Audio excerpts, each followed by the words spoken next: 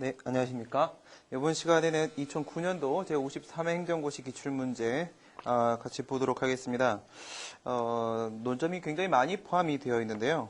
그래서 지금 이 문제를 다른 문제 풀이 방식과 좀 다르게 설문 1번 따로 끊고 설문 2번, 설문 3번 따로따로 끊어서 짧게 가도록 하겠습니다. 먼저 문제를 보시게 되면은 A시와 B시 구간에 시외버스 운송 사업을 하고 있는 시외버스 운송사업 면허가 등장을 하게 될 텐데요.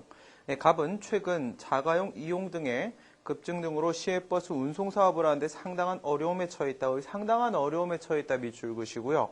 현재 시외버스 운송사업을 하고 있는 것은 갑입니다.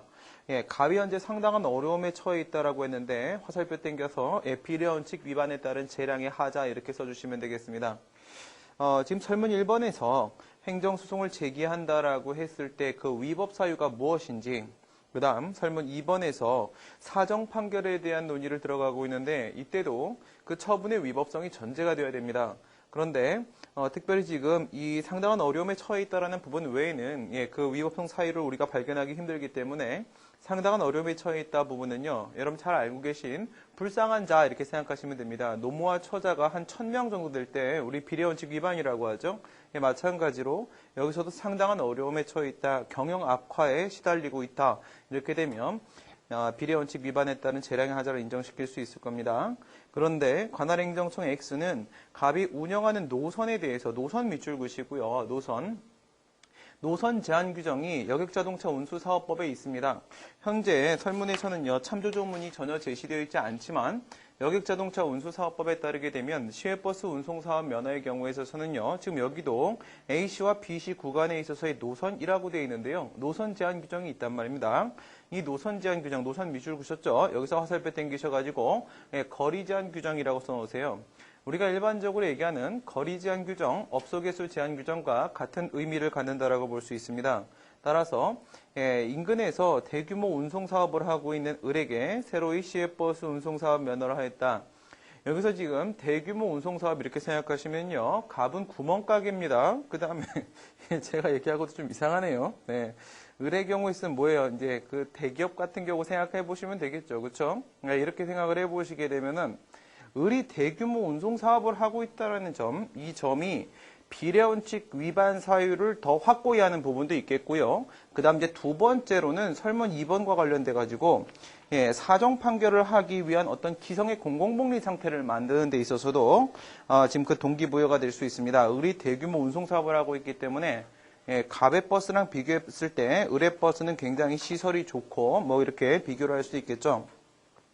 설문 1번에서 갑은 X의 을에 대한 시외버스 운송사업 면허에 대해서 행정소송을 제기할 수 있겠는가라고 했는데요. 이건 여러분 바로 느낌이 오시죠?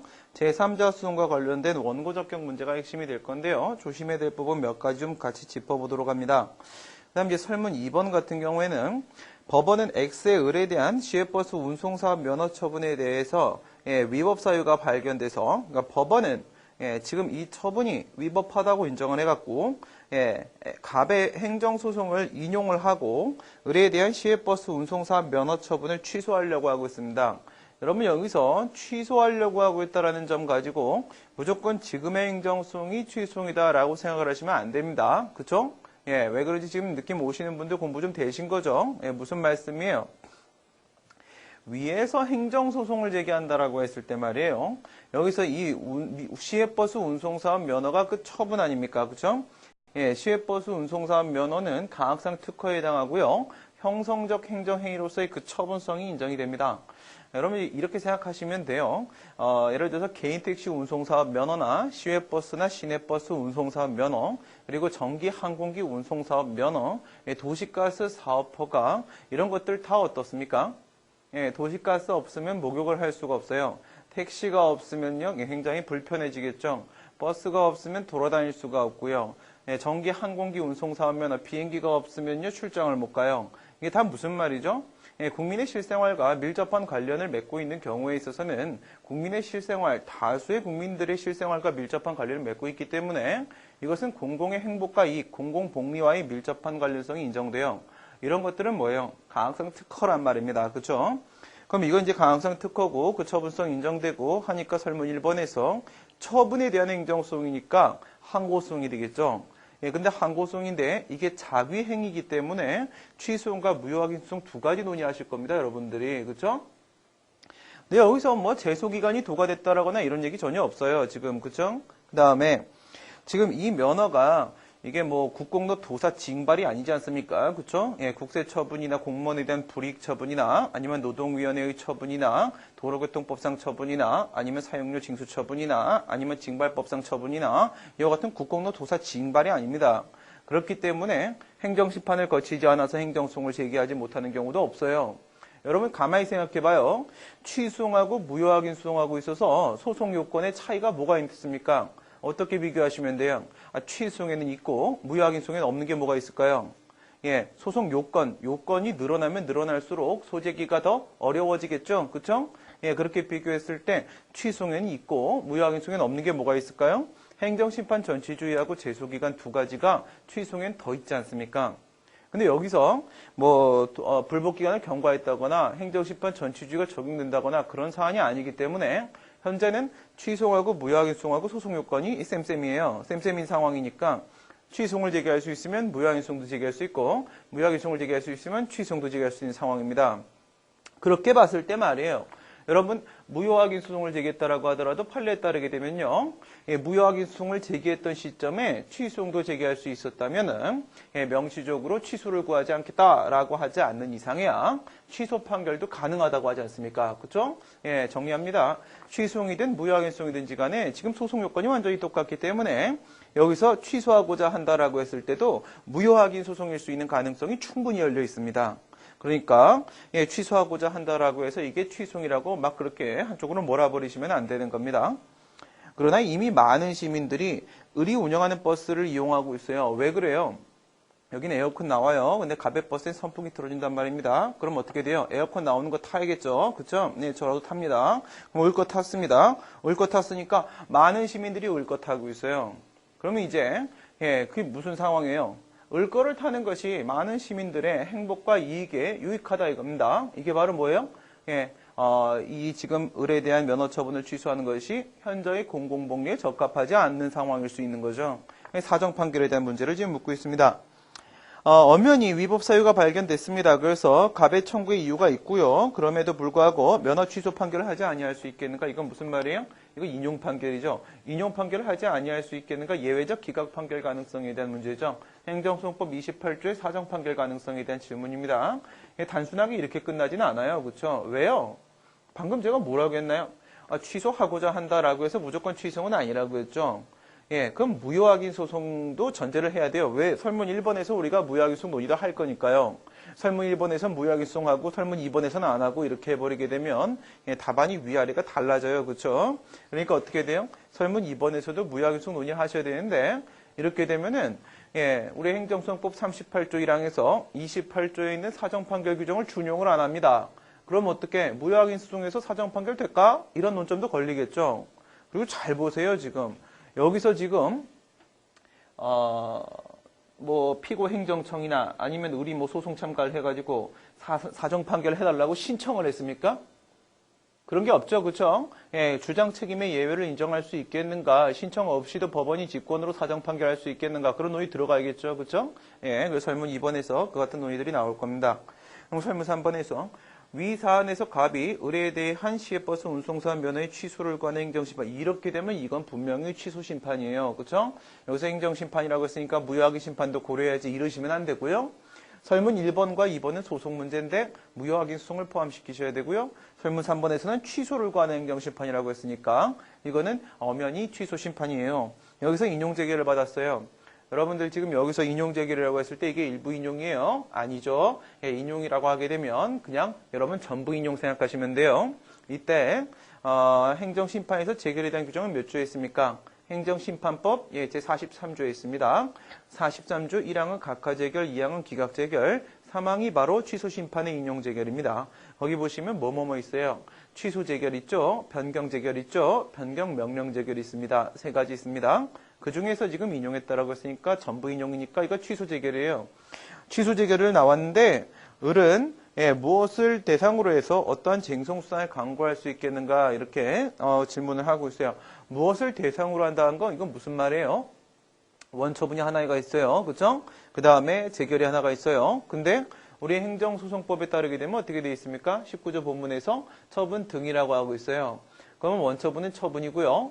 그 다음 행정심판 재결은 이제 등이죠. 그럼 이제 둘 다 우선 행정소송의 대상이 될 수가 있단 말이에요. 예, 이런 상황에서 무엇을 소외 대상으로 삼아야 될 것인가는 바로 원처분 중심주의 묻는 거예요.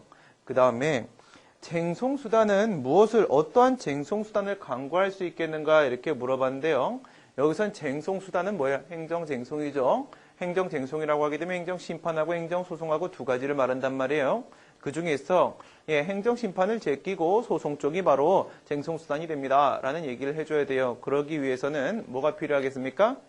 행정심판법 제51조에 보시게 되면 뭐가 있어요? 재심판 청구 금지 규정이 있어요. 예, 태어나서는 좀 웃기다, 그쵸? 그건 아니고, 하나의 처분에 대해서는, 하나의 사건에 대해서는 행정심판은 단 한 번, 이렇게 한 번밖에 기회를 줄 수 없다. 왜요? 이런 것도 한번 생각해 볼까요? 예, 행정소송의 경우에는 당사자주의가 적용되기 때문에 소송이 끝날 때까지 몇 년이 걸려요? 예, 정확하게 1578년이 걸리죠. 그쵸? 죽기 전에 안 끝나요. 그런데 행정심판은요, 결론을 내려서 재결을 할 때까지 딱 정확하게 시간을 정해놓고 있어요. 물론 이게 의무 규정은 아닌데, 어쨌든 원칙적으로 며칠이에요? 60일입니다. 60일. 그러면, 불복을 권리구제를 신속하게 받으려면 행정심판 이렇게 하고 싶지 않을까요? 그쵸? 하지 말라는 거예요. 그쵸? 예. 행정심판은 한 번밖에 안 된다. 재심판 청구 금지 규정. 이렇게 하게 되면 이거 소송 제기해야 된다.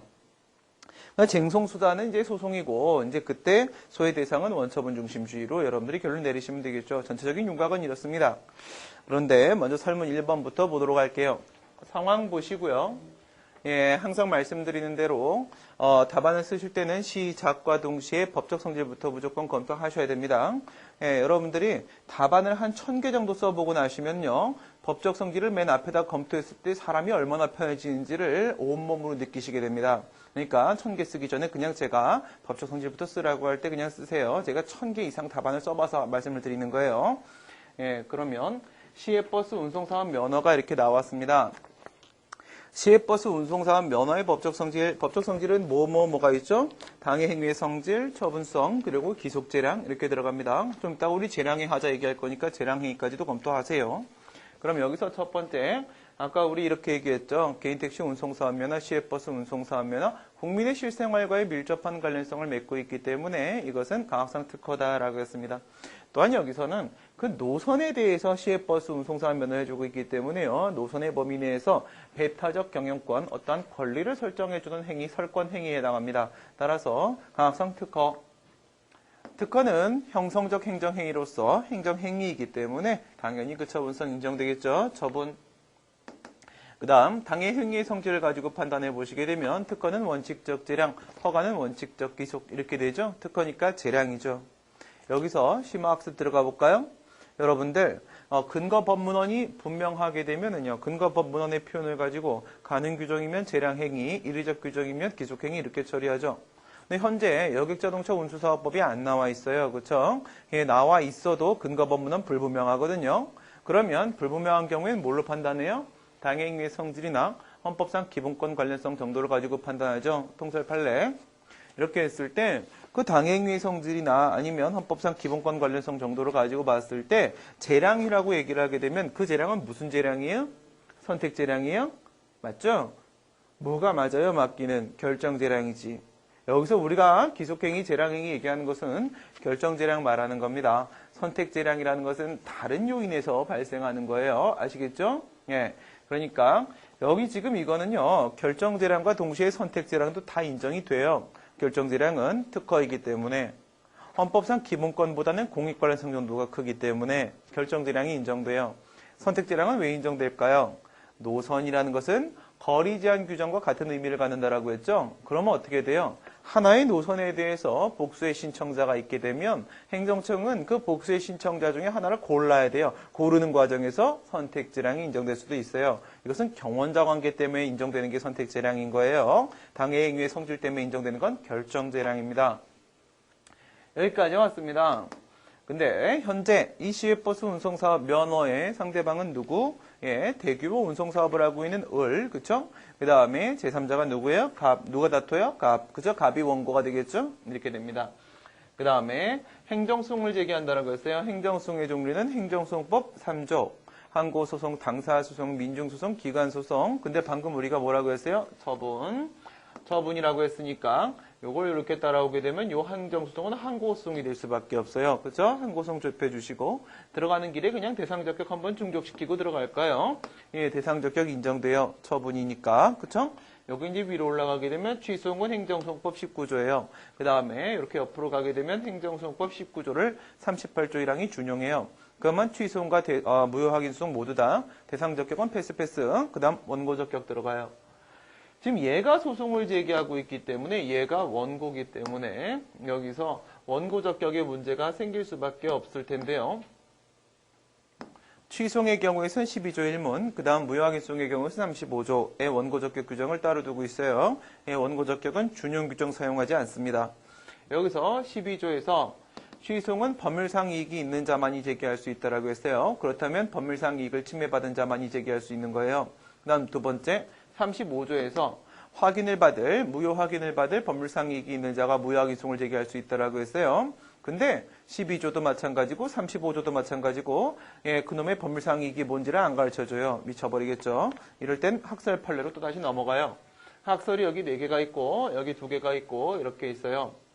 옛날에는 밑에 있는 35조를 통설 판례가 즉시 확정 이익설로 따랐었어요. 언제까지요? 2008년도까지요. 그쵸? 2008년도에 입장이 바뀌어요. 그때까지는 좀 복잡했는데 지금은 쉬워요. 법률상 보호익설, 법률상 보호익설 이름이 똑같으면 그 내용은 같아야 되겠죠.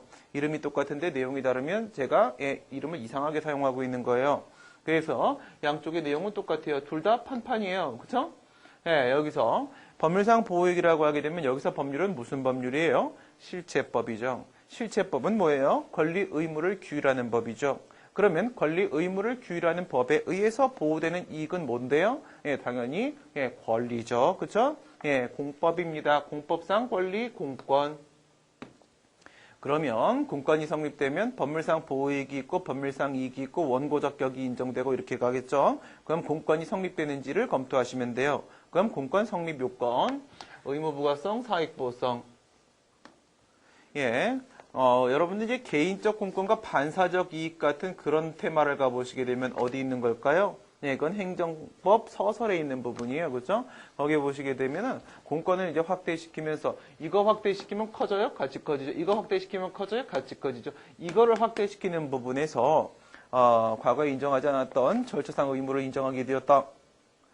공권을 더 강화시킴으로써 행정 개입 청구권이라는 게 인정되었다. 이런 얘기들이 있는데 쟁송법이랑은 하등의 관계가 없으니까 머릿속에 지워버리시고 개인적 공권과 반사적 이익에서 논의하는 것 중에서 쟁송법적으로 의미가 있는 것은 과거에 인정하지 않았던 무하자 재량의사 의무를 인정하게 되었다. 이 부분 하나밖에 없어요. 그러니까 이거 얘기하시면 돼요. 왜요? 앞에서 우리 시외버스 운송사 하면은 재량행위라고 했으니까요. 그래서 행정청은 하자없는 재량권 행사를 해야 되는 의무가 인정되기 때문에 의무부가성 요건 충족된다. 그러면 이제 그 다음에 사익보호성 논의로 넘어가시겠죠? 사익보호성 부분에서는 이제 아까 이걸로 들어온 거예요.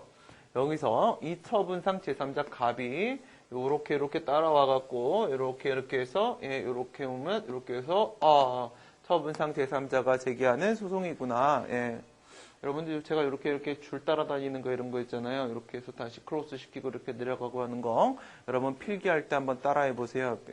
여러분들 그 노트의 지면을 굉장히 효율적으로 사용하실 수 있을 겁니다. 여기서 제3자 소송을 이렇게 제기합니다. 지금 이거를 접근하는 방법이 두 가지 정도 있을 수 있어요. 두 가지 정도 있을 수 있는데 손쉽게 가는 방법은 경원자 소송으로 하는 방법이에요. 그 다음에 조금 더 디테일하게 가는 방법은 경업자 소송으로 하는 방법이에요. 근데 양쪽이 결국 차이는 없어요. 한번 볼까요? 결론부터 한번 때리고 들어가 볼게요. 노선 제한? 노선은 뭐랑 같다고요? 거리제한 규정. 거리제한 규정이 있으면요. 그렇다면 만약에 그 노선 안에다가 갑이 신청하고 을이 신청하고 근데 그 노선의 범위 내에서는 한 명한테만 배타적 경영권을 인정한다라고 하게 되면 일방에 대한 허가는 타방에 대한 불허가로 귀결될 수밖에 없고 경원자 관계니까 경원자 소송. 노선이라는 것은 여객자동차 운수사업법에 노선 제한 규정이 있다고 했어요? 그러면 논리상 경원자 관계가 아니라 법에 정해져 있으니까 법규상 경원자 관계죠? 경원자 관계 성립했으니까 당연히 원고적격 인정돼. 이렇게 바로 끝내도 돼요. 안 될 거 없어요. 근데 여러분들이 지금 제가 말씀드린 대로 이렇게 그대로 따라오셨으면 여러분들은 어떻게 맞춰서 점수를 받으신 거냐면 뒤로 걷다가 밟으신 거예요.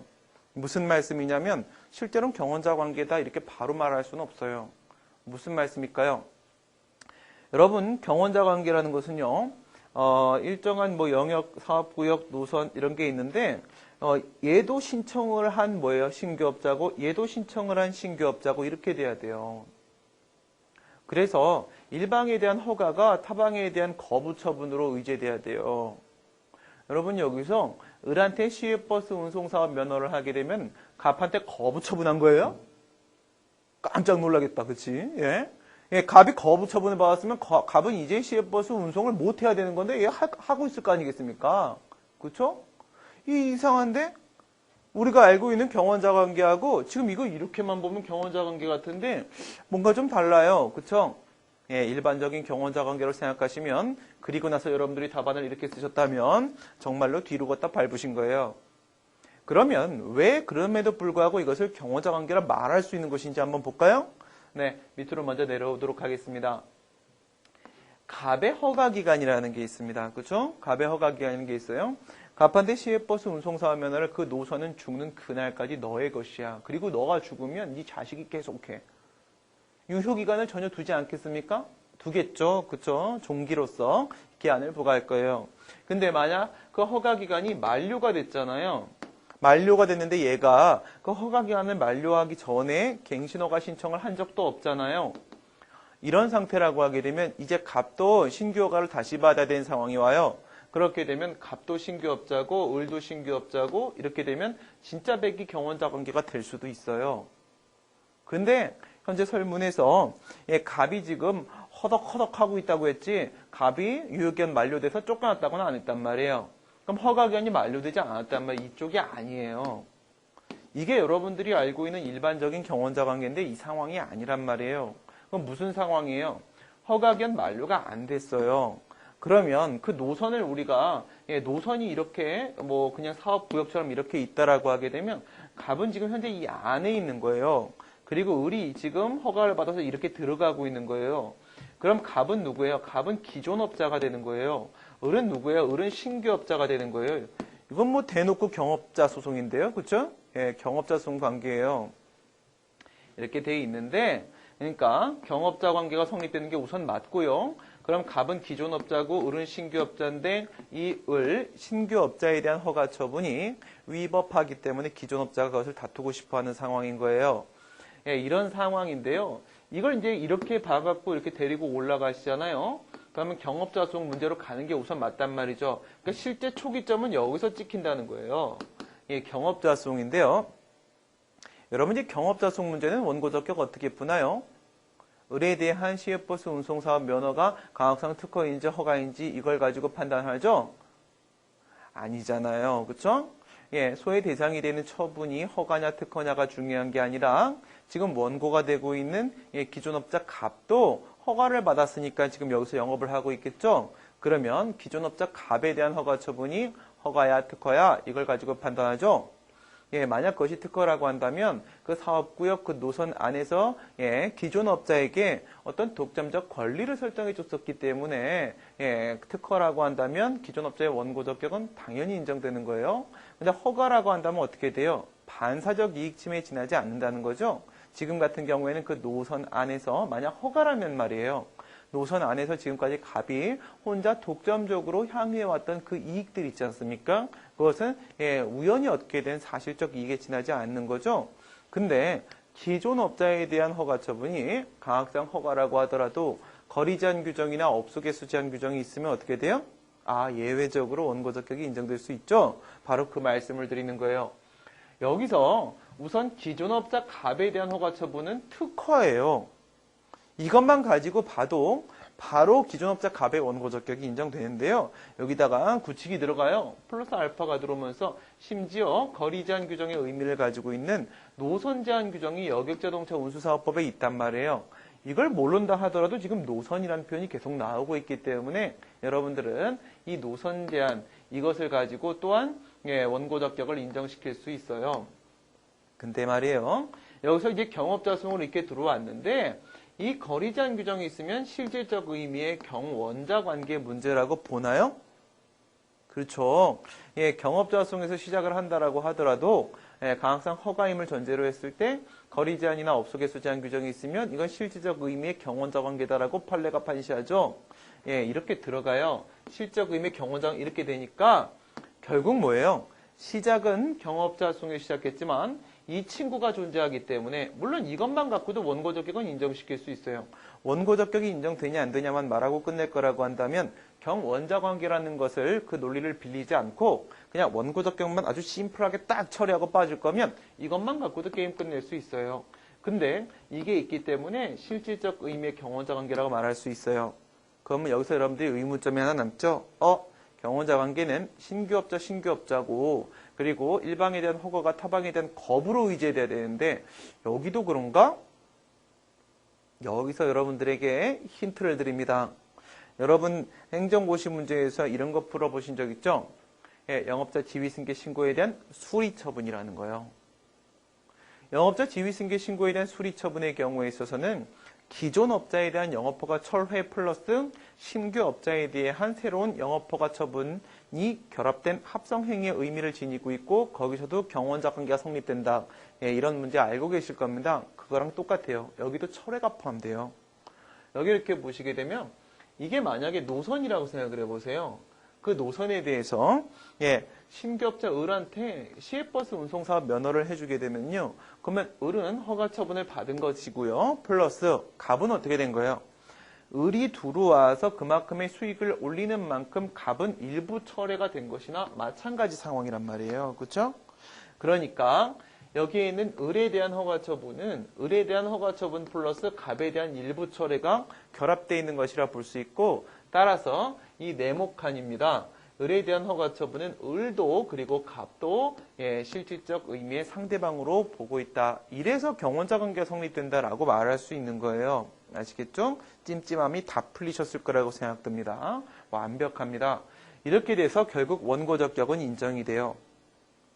그런데요. 취소에 있어서는 원고 적격까지 논의하시게 되면 다른 소송 요건은 특별히 문제가 없어. 이렇게 해서 그냥 끝내도 돼요.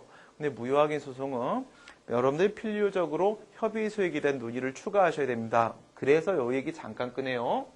여기에는 이 35조 내려옵니다. 35조 이렇게 끌고 내려오면 학설이 이렇게 두 개가 있어요. 법률상 보호익설, 즉시확정익설 이렇게 두 개가 있어요. 법률상 보호익설에 따르게 되면 35조도 12조 1문도 법률상 보호이기 때문에 35조의 법률상 이익과 12조 1문의 법률상 이익이 같아집니다. 그 얘기는 바로 취소의 원고 적격과 무효확인 소송의 원고 적격이 같아진다는 거예요. 그래서 여기서 쌤쌤이가 이렇게 들어와요. 그 다음에 즉시 확정 이익설에 따르게 되면요. 조금 다르죠? 여기서는 35조가 법률상 보호이익 말고도 추가 요건이 플러스 알파가 들어왔어요. 요건이 추가되면 넓어져요? 좁아져요? 좁아지죠. 그쵸? 제한이 늘어났어요. 그렇기 때문에 얘가 좀 더 좁거나 같거나 이렇게 됩니다. 근데 여기서 그럼 얘는 누굴까? 라는 문제가 생기죠.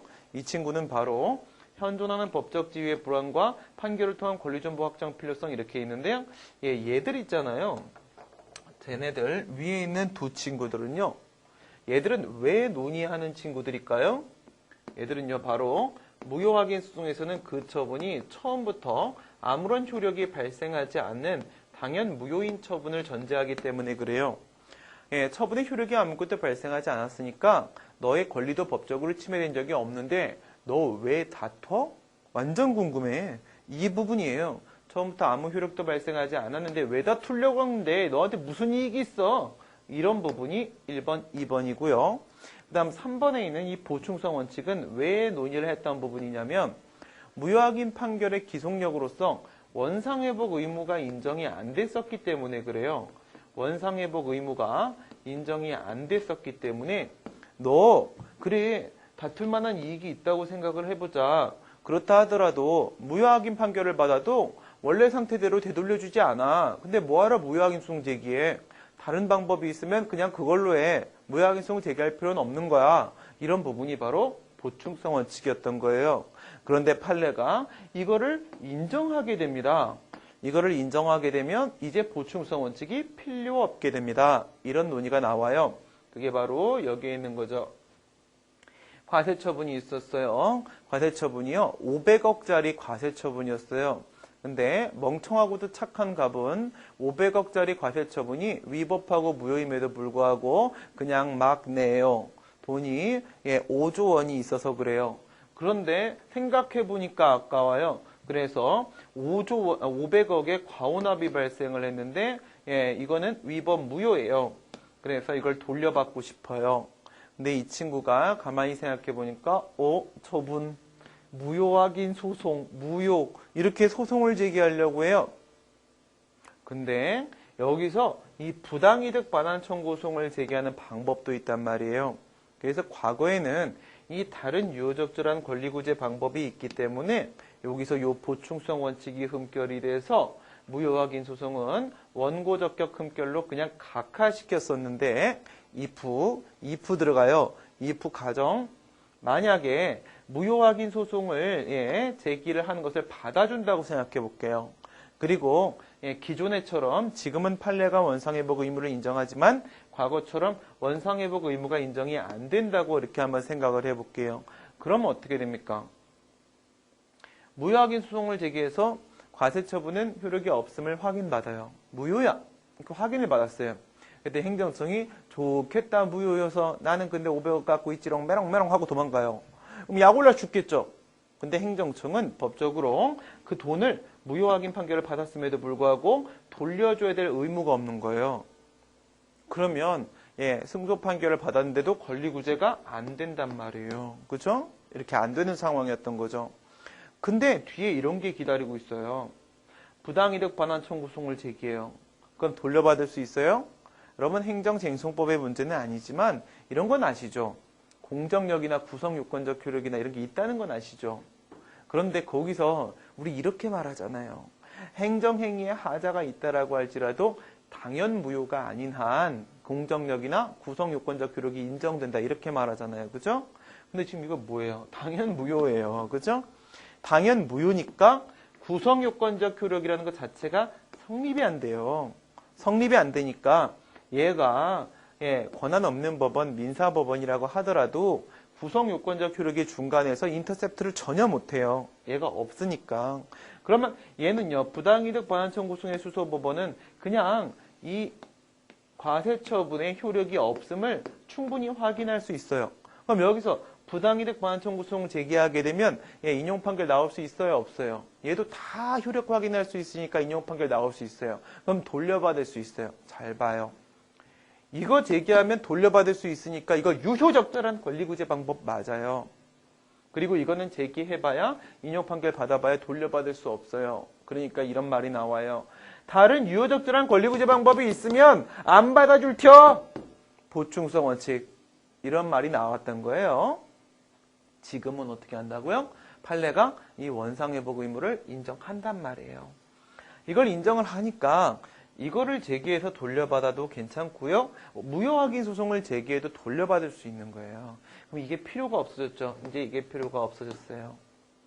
이게 필요가 없어졌는데 얘가 바로 확인의 이익의 핵심 분자. 아시겠죠? 핵심 분자. 변절자 말고 핵심 분자예요. 그러니까 이렇게 되면 이거 두 개가 있죠. 이거 두 개는 어디로 보내면 돼요? 이거는 협의의 소익으로 보내면 돼요. 아니 어디 행정소송법에 무효확인 소송에 협의의 소익에 대한 규정이 있다고 협의의 소익 논의를 합니까? 떼끼. 취소엔 협의의 소익 규정이 있습니까? 없잖아요. 그렇죠? 여러분 그럼 부작위협 확인 소송에 협의의 소익 논의하세요? 안 하세요? 부작위 위법 확인 소송 도중에 허가 처분이나 거부 처분이 나오면 더 이상 부작위의 위법 확인을 받을 만할 필요성이 없기 때문에 협의의 소익 흠결로 각하. 부작위협 확인 소송에도 협의의 소익 논의하시네요? 그쵸? 그러면 여러분 행정소송법에 기판력 규정이 있어요? 없어요? 비판력 규정 없으니까 행정소송 판결에는 기판력이 없어요?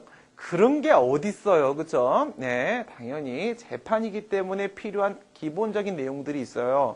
그게 바로 협의의 소익, 협의의 소익은 행정소송법 전체에 대한 종합적 해석을 통해서 당연히 도출되는 소송 요건이라 볼 수 있고, 지금 35조에서 원래 논의했던 이 두 친구들이 미아가 돼서 돌아다니고 있으면 빨리 보호조치를 해줘야 되기 때문에요. 보호조치를 협의의 소익이라는 소송 요건 주소 안에서 해주게 되면 되니까 이 논의까지 이렇게 나오게 되는 거예요.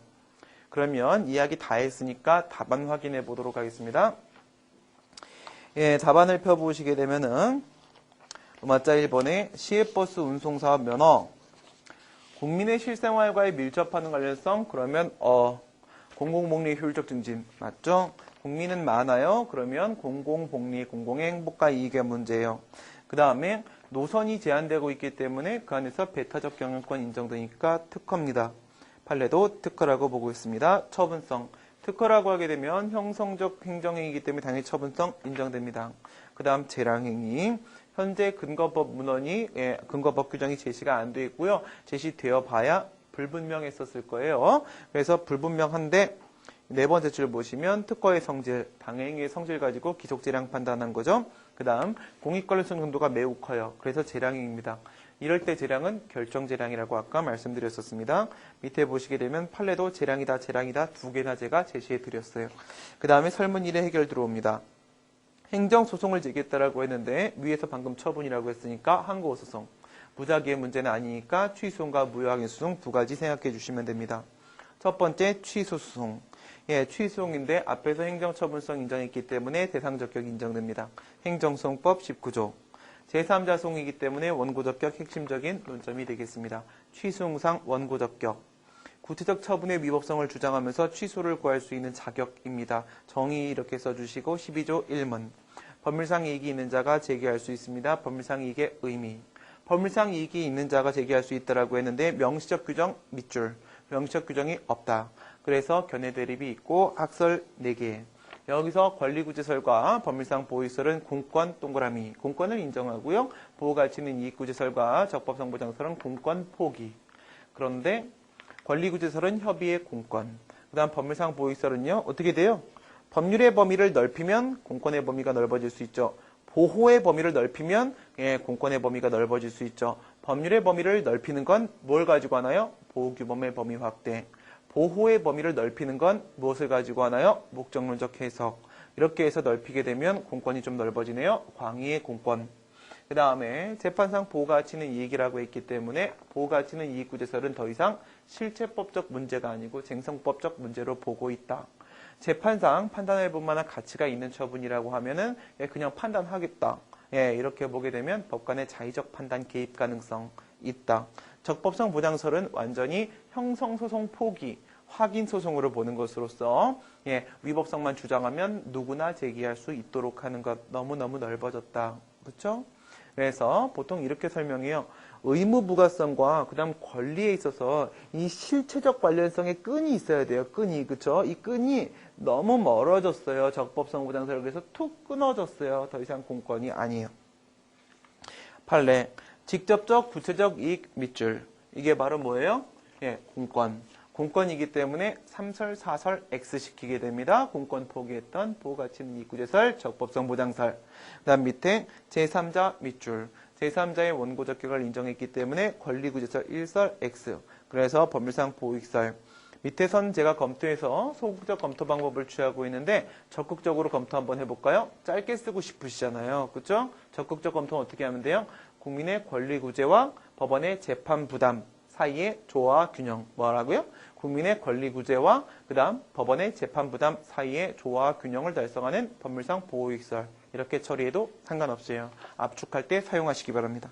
그 다음 공권이네요. 이제 법률상 보호익, 법률은 실체법, 그렇다면 법률상 보호익은 공권, 공권이 성립하면 원고적격 동그라미, 의무부가성은 무하자 재량행사 의무 인정. 문제없고 넘어가고 사익보호성. 여기서 사실 말이에요. 여러분들.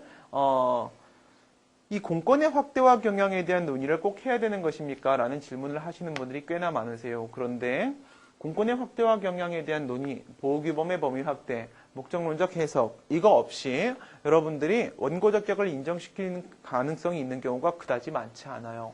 습관적으로 그냥 써주세요. 짧게라도. 아시겠죠? 예, 여러분들의 합격을 위해서 제가 부탁드립니다. 그러면 어떻게 하면 돼요? 예, 보호규범의 범위 확대 목적 여기 봐봐요. 노선 제한이라는 거 있잖아요. 예, 노선 제한으로부터 뭐를 우리가 도출해 사익 보성을 도출한다는 것 자체가 무슨 의미예요? 노선 제한이 무슨 사익을 보호한다는 명시적 규정은 아니잖아요. 그렇죠? 이게 바로 목적론적 해석이란 말이에요. 노선 제한은 바로 기존 업자의 이익을 보호하고자 하는 취지가 인정된다라고 우리가 막 목적적으로 해석을 하는 거예요. 그래서 간단히라도 써주시고요. 그 다음에 다음 페이지 보시게 되면 경원자 소송. 이건 어떻게 들어가는 거냐면 사실 이걸로 그냥 바로 들어간 거예요. 괜찮아요? 아까 제가 바로 들어가게 되면 여러분들이 알고 있는 일반적인 경원자 관계로 생각하면 뒷걸음치다 밟은 거다라고 말씀드렸지만 예, 하지만 괜찮아요. 왜냐하면 여러분들이 그냥 경원자 관계를 이렇게 처리하고 끝내도 교수님은 다 알아들으세요. 이 친구가 경업자 관계에서 시작을 해서 여기까지 이렇게 끌고 왔구나. 훌륭한 놈. 이렇게 하신단 말이에요. 그렇죠? 예, 이것까지 써주시면 뭐라고 하시냐면 완전 훌륭한 놈 이렇게 하시는 것뿐이에요. 이렇게만 해도 훌륭한 놈, 이렇게 하면 완전 훌륭한 놈. 아시겠죠? 훌륭하면 합격해요. 그렇기 때문에 바로 경원자 관계 가셔도 상관은 없어요. 경원자 관계는 일방에 대한 허가는 타방에 대한 불허가. 그래서 당연히 원고적격이 인정된다라고 판례도 본단 말이에요. 이렇게 해서 실질적 의미의 처분 상대방에서 바로 끝내셔도 되고요. 제가 아까 밑에 경업자 소송에서부터 시작해서 경원자 소송으로 보냈던 그거 있죠? 그게 바로 밑에 있는 당구장에 있습니다. 당구장에서는 경업자 소송도 다릅니다. 짜장면만 먹는 건 아니에요. 그 다음 무효확인소송 제기 가능성. 예, 위에서 우리 무효확인소송 논의도 한다라고 했으니까 한번 들어가 봐요. 그래서 행정소송이다 이렇게 하면 여러분들 무효확인소송도 빠뜨리시면 안 돼요. 6페이지 가시고 무효확인소송의 원고적격.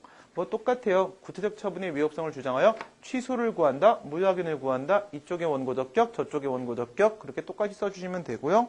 근거 규정은 35조. 거기 보시면 뭐라고 돼 있어요? 예, 효력 유무 확인을 구할 법률상 이익, 확인을 구할 법률상 이익 이렇게 돼 있어요. 법률상 이익의 의미에 대해서는요. 예, 두 가지 학설 대립, 법률상 보호이익, 즉시 확정 이익. 이것은 확인의 이익이 포함돼 안 포함돼 이런 문제였었고요.